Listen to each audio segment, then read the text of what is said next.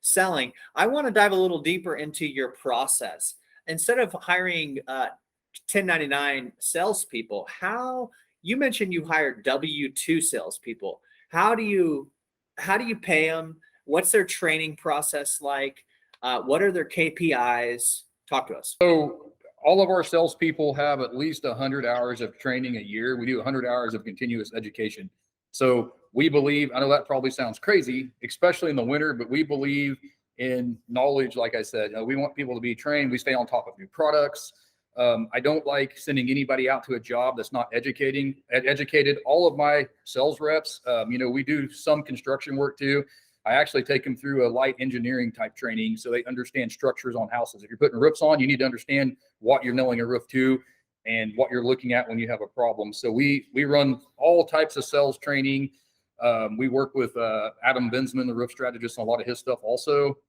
But about 100 hours a year, they're sitting in meetings, and they hate me by the end of March usually, but they love it when they know what they're doing.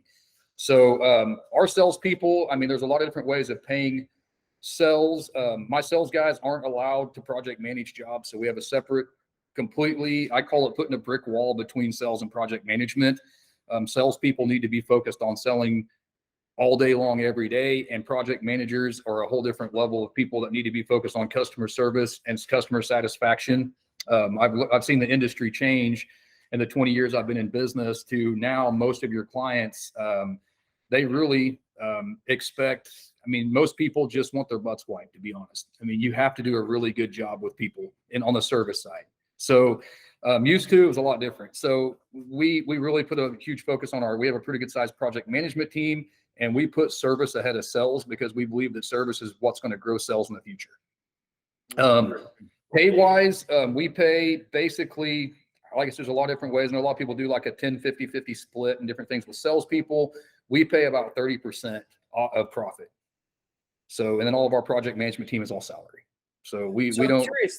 I'm curious though, if they're W-2, how do they pay? Maybe it's my ignorance, but how are you paying them profit if they're W-2? Because when I hear W-2, I hear that you get a weekly, $500, $700. You do. You have to pay. So a lot of companies think that they're still living in the realm of 1099 employees. And I'm telling you, about 3 or 4 years ago, we were really growing, and the IRS came in and they nailed my rear end, and I got fined. I had to go back and pay payroll tax on a bunch of employees that I had as 1099 employees, and they are not 1099 employees. They're actually W-2 employees. So I think that you're going to see in the construction industry, especially with the new bill that was just passed, the IRS is really going to start coming down hard on construction companies that have people that are on 1099s. That 1099 is somebody that owns a business that has insurance and license, and they work for other people other than just myself.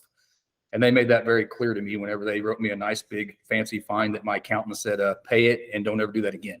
So that must have been a very expensive mistake. I was about to ask you next. That was the biggest mistake I ever made in business. Okay. Can you elaborate how painful that was? How much it cost? Talk to us. A lot. Okay. I'm going to say a lot of money.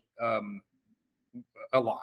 I'm just going to say that 50 plus grand, 100 plus grand, more than that. So what they can do is they can come in to your business anytime they want, and they can audit you, and they can look and they can identify if you're 1099 employees or if you're paying on a W-2. And if they do, and you get caught, you're going to get a fine. Plus you're going to go back up to 7 years, and they're going to charge you for all of the Social Security and unemployment tax that you did not pay on those employees. And so that's kind of what happened to myself. And so the best thing you can do is put people on as a W-2. And I mean, 'cause these were all sales. Most of these people that we were doing this with were sales people, and they let me know that they were not identified. You cannot identify those at 1099s. So what we had to do is, you were correct. W-2 people have to be paid at least minimum wage. So we have them on a draw system, but we still pay them commission. So as long as we're paying them a draw every week, we can just, as they close jobs and get commission, they just pay their draws back, basically, in a nutshell.